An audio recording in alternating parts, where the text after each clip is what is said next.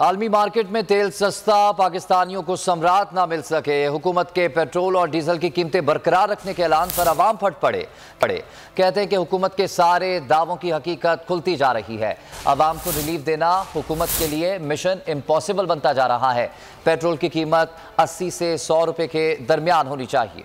पाकिस्तान में काफ़ी टाइम से पेट्रोल की कीमत एक ही 225 कुछ पैसे, तो हालांकि दुनिया भर में पेट्रोल की कीमत कम हो रही है और पाकिस्तान में एक ही जगह रुकी हुई है। दुनिया में जहाँ पेट्रोल सस्ता हो रहा है वहाँ पे यहाँ पर महंगा इसी वजह से हो रहा है क्योंकि एक तो ये गवर्नमेंट जो है वो इम्पोर्टेड है। 25,000 जिस गरीब की तनख्वाह है वो 250 रुपये 225 रुपये का 1 लीटर डलवा रहा है। उसका आना जाना 25,000 में वो घर का किराया देगा, पेट्रोल फ्यूल भरवाएगा, जहाँ और कुछ करेगा, वो गरीब करेगा क्या? पहले ही वो महंगाई की जो चक्की में पिसी हुई अवाम है उसको रिलीफ देना चाहिए। आर्मी मार्केट में जैसे रेट की तेल की कीमतें कम हुई हैं तो इसका ये इफेक्ट, इसके जो फायदे हैं पाकिस्तानी अवाम को भी देने चाहिए। वो लोगों को खाया हुआ इन लोगों ने और खा लेंगे तो क्या हो जाए। अवाम बर्दाश्त कर ही रही है। देखिए मैं भी तो लगा ही रहा हूँ, ज़रूरत है कि पेट भर जाए फिर हमारी तो आवाम का कुछ सोचा जा सकता है। अदरवाइज तो यही हाल रहेगा जैसे अब है। यहाँ पे लाइनें लंबी हो जाएंगी, पेट्रोल नहीं सस्ता होगा। इमरान खान की गवर्नमेंट थी तो ये कहते थे जी आलमी मंडी में सस्ता तेल है, तो ये क्यों नहीं कर रहे? वो 150 पे दे रहा था, पैकेज में दे रहा था, तो ये तो अब 43 के जितना 44 बैरल डॉलर है इंटरनेशनल पे, तो ये तो 80 रुपये लीटर होना चाहिए। लेकिन आपको पता है पाकिस्तान में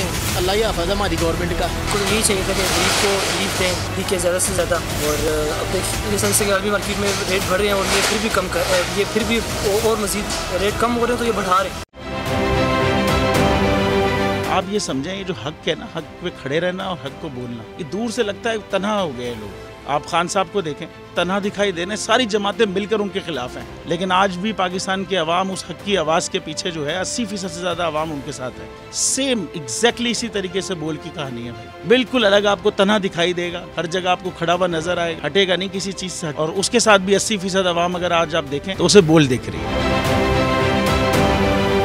जाली केस है ना, ये हम पे उस वक्त बनाए गए थे जब हुकूमत यही थी, इन्हीं लोगों की हुकूमत थी ना। और ये जाली केस, इनको मैं नहीं कह रहा इस केस को जाली केस, इनको पाकिस्तान में क्या पूरी दुनिया में एक ऐसा शिकायत कुंदा नहीं मिला, एक ऐसा कंप्लेनेंट नहीं मिला जिसने ये कहा हो कि हमारे साथ फ्रॉड हुआ है। तो ये खुद ही बन गए कंप्लेनेंट और ये खुद ही इन्होंने खुद ही इन्वेस्टिगेशन की, उसकी खुद ही तफ्तीश भी की। यानी कि कंप्लेनेंट भी है, इन्वेस्टिगेशन ऑफिसर भी है। और इन द एंड इन्होंने फिर उसके बावजूद ये कोर्ट में जमा कराया कि जी ये केस जाली केस था और इसमें किसी किस्म जो कुछ एग्जैक्ट कर रहा था सब लीगल। ये मेरी बात नहीं है, ये इनके इन्वेस्टिगेशन ऑफिसर की बात। सबसे ज्यादा व्यूज और सबसे ज्यादा रेटिंग के साथ बोल आज भी रहा नंबर 1 पर। सब्सक्राइब करें और बेल दबाएं ताकि कोई खबर रह न जाए।